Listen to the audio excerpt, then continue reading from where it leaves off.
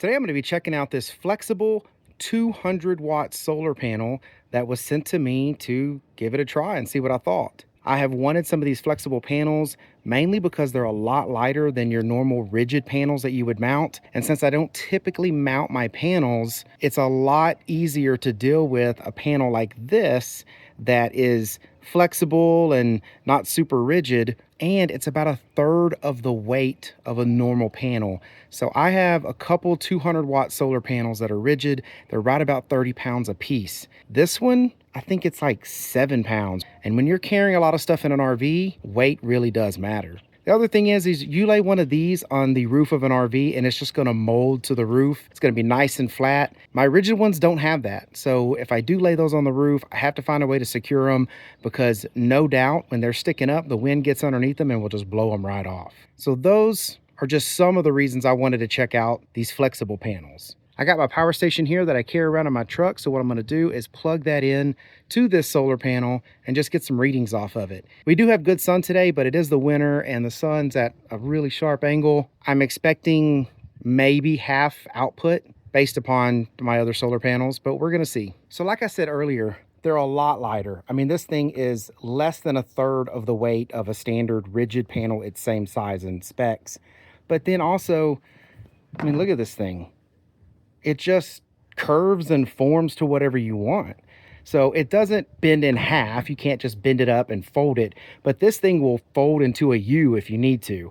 I don't need that much curve. I just need enough to where if I put it on the roof of the RV, it will sit flat on that rubber roof, and then I'll use these garments here to secure it down. So this panel should be perfect for when we travel in the RV and when I go to my different properties, because it's not heavy. I can just throw it in the truck if I want to. And then on the RV, I can have a stack of these things in the storage. So I'm going to get this thing hooked up. I'm going to put the panel where I normally would put panels when I'm in my truck, and that's just right up here on my tonneau cover so that they can get sun. And then I would normally have my power station either in the bed of my truck or sitting down here on the tailgate. Another thing is, I don't know how well this comes out on the video, but man, they have a nice thick layer of protection here. So you've got the back of the panel here, and then you've got this like thick mat. I'm not sure what kind of silicone or rubber or whatever that is, but nice thick hardy mat there that should protect this thing really well. The panel does come with standard MC4 connections, and they are labeled, but this is standard for negative and positive here. And I'm going to go ahead and hook them to my charging cable for solar panels here into this power station so I can charge it up. I did want to mention it does come with a nice hardy manual, so all the specs and everything about this is in here.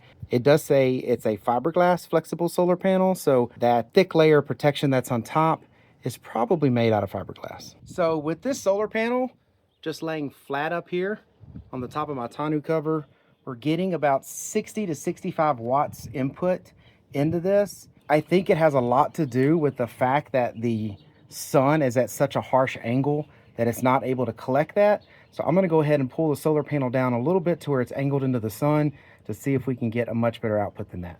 And there we go.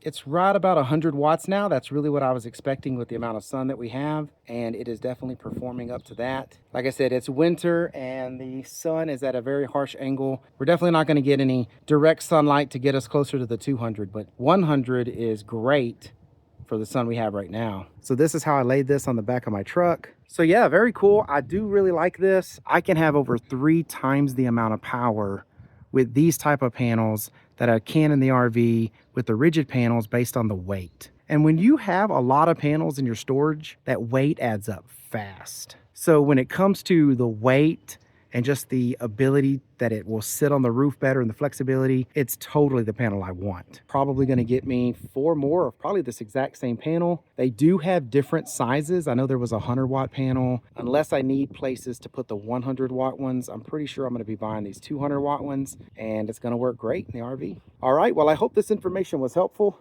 Thank you very much for watching. Y'all take care.